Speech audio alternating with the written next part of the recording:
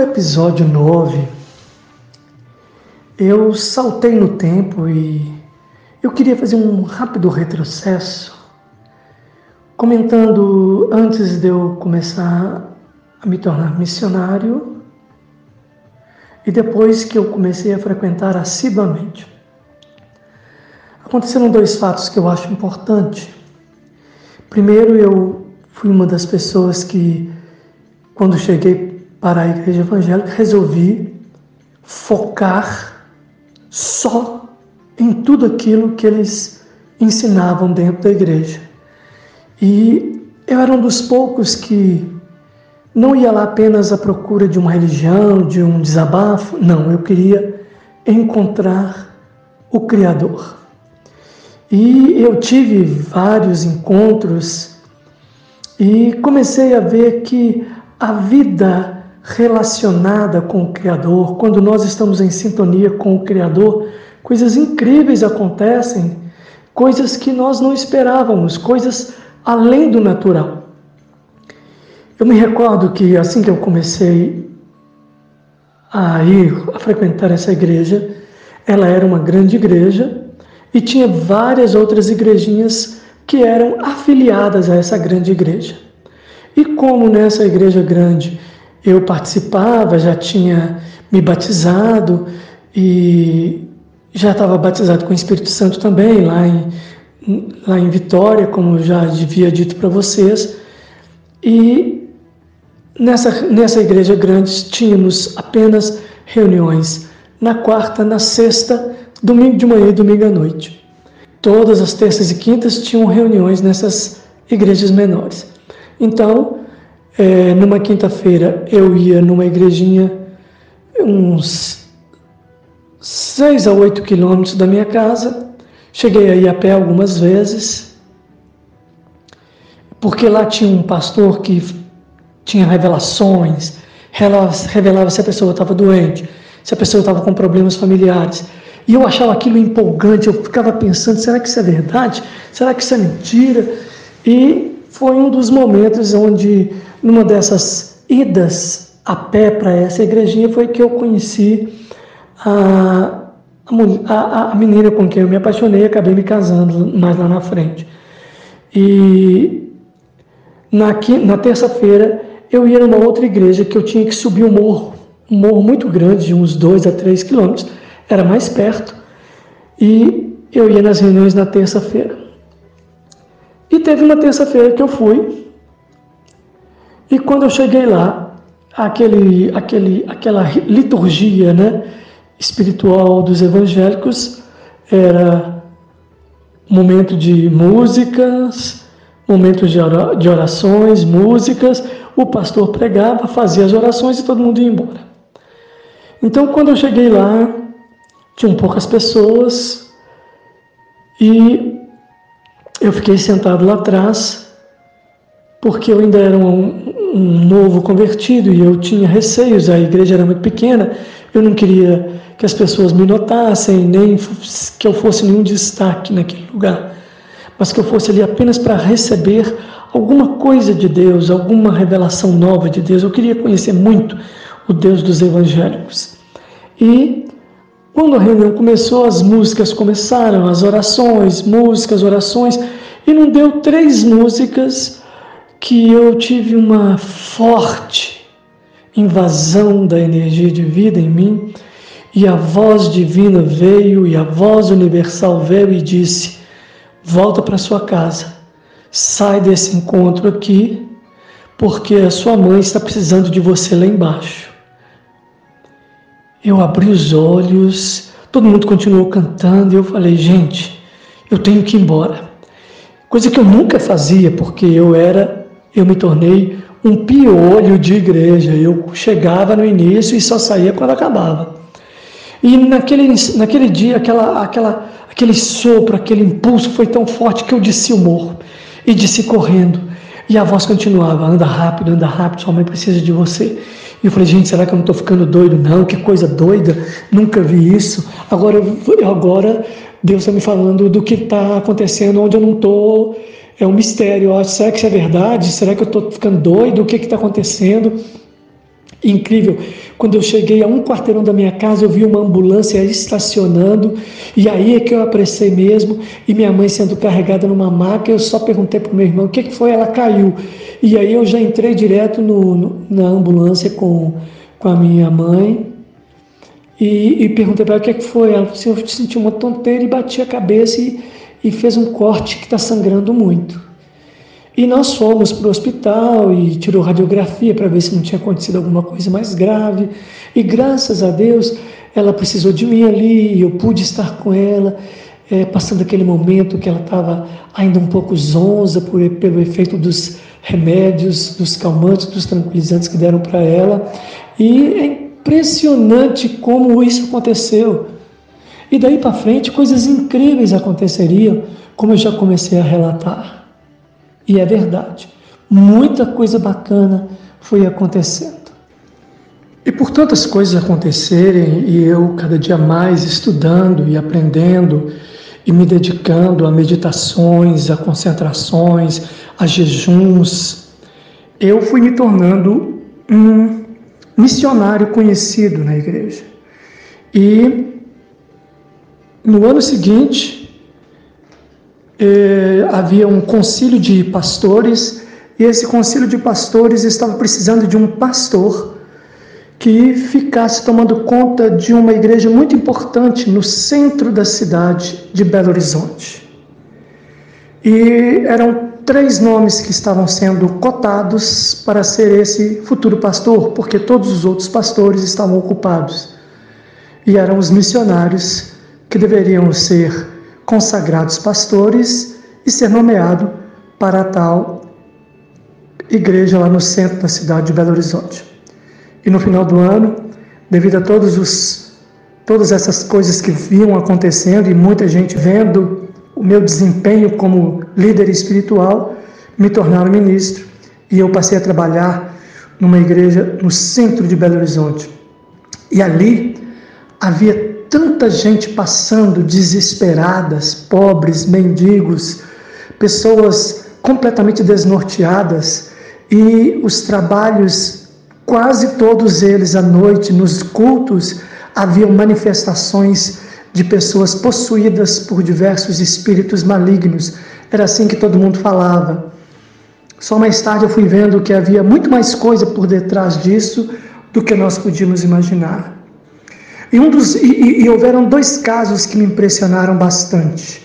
Eu sempre fui de fazer testes, e foi nesse período em que haviam muitas críticas aos pastores e líderes espirituais de igrejas evangélicas que estavam conversando com demônios, perguntando para demônios o que eles estavam fazendo, e fazendo um verdadeiro espetáculo com a questão do exorcismo. E eu achava aquilo o fim do mundo. Eu achava que era apenas um espetáculo para impressionar as pessoas, e eu não queria fazer aquele tipo de espetáculo. Então eu não aceitava. E havia casos em que pessoas que iam expulsar demônios apanhavam das pessoas, pastores e missionários sendo envergonhados, e eu também não aceitava esse tipo de coisa. 2 casos muito interessantes aconteceram comigo. Foi numa reunião de estudo da Bíblia, onde eu estava ensinando, eu não estava nem orando, nós não estávamos nem expulsando demônios ou fazendo exorcismo, nada. Eu estava ensinando a Bíblia, quando de repente lá no fundo da igreja, era uma igreja ainda pequena, estava só começando, tinha umas 60 pessoas, uma jovem de uns 20, 25 anos, deu um grito no meio da reunião, quase que toda a igreja pulou de susto, e ela veio avançando para cima de mim. Quando eu vi ela vindo naquela velocidade em cima de mim, eu pensei assim: eu vou ter que segurá-la, mas eu não aceito, porque isso aí só pode ser demônio. Então eu não aceito, eu vou ficar parado e ela não pode me encostar, porque eu acredito no poder de Deus em mim. Foi algo inacreditável, como se uma parede invisível tivesse sido colocada à minha frente, a 30 centímetros na minha frente. Quando aquela jovem veio naquela velocidade, como se ela tivesse batido numa parede e caído aos meus pés.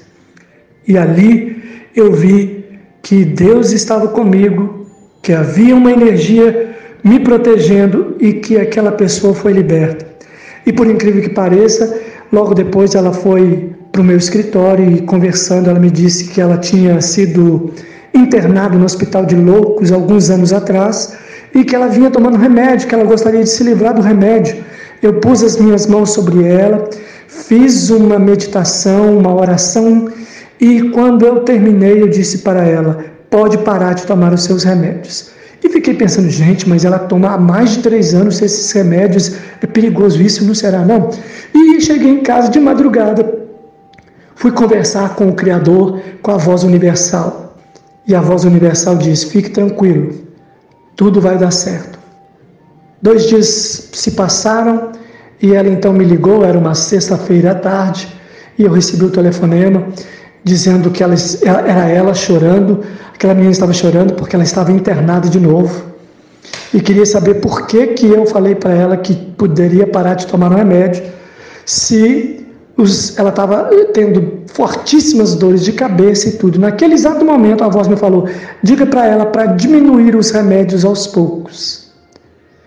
Então eu disse para ela diminuir os remédios aos poucos, já que o corpo dela não suportou ficar sem aquela química tão radicalmente.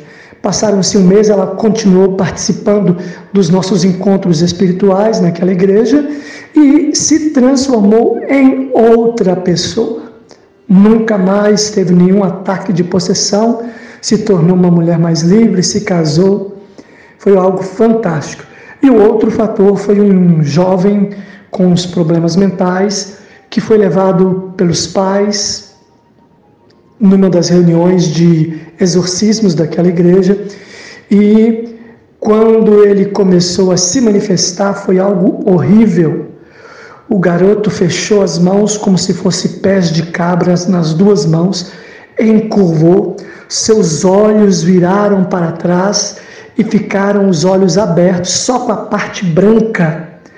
E todo mundo que viu aquilo ficou tão horrorizado, e nós estávamos ordenando para que ele saísse, e ele dizia em uma voz cavernosa, dizia que não ia sair, que ninguém ia mandar nele, e tudo, e começou a andar. E incrível, nós sabemos que nós seres humanos enxergamos pela íris, e a íris dele estava virada para trás, só havia a parte branca. Ele caminhava no meio das cadeiras sem esbarrar em nada, em ninguém, urrando, gritando e falando que ninguém ia tirá-lo. Eu pedi para que todos ficassem de joelhos e clamassem e chamassem pelo Deus universal, pela vida, por Jesus Cristo naquele momento. E ele resistindo, e ele foi andando em direção à porta de saída. E lá era o 2º andar, e eu vi que ele desceu as escadas. Foi nesse momento que eu olhei para os céus, e o céu se abriu mais uma vez para mim, e eu pude falar com novos céus, nova terra, e disse: Pai, Deus, universo maravilhoso, se eu sou um instrumento nas suas mãos, este garoto não vai embora, ele vai ter que voltar. E a igreja em silêncio ficou ouvindo a minha oração e prestando atenção na saída, quando de repente aparece só a cabeça dele com os olhos brancos. E nesse momento eu parti para cima dele e eu fui tomado por uma energia sobrenatural, e línguas estranhas começaram a sair da minha boca, e o rapaz começou com as pernas esticadas a descer em direção ao chão.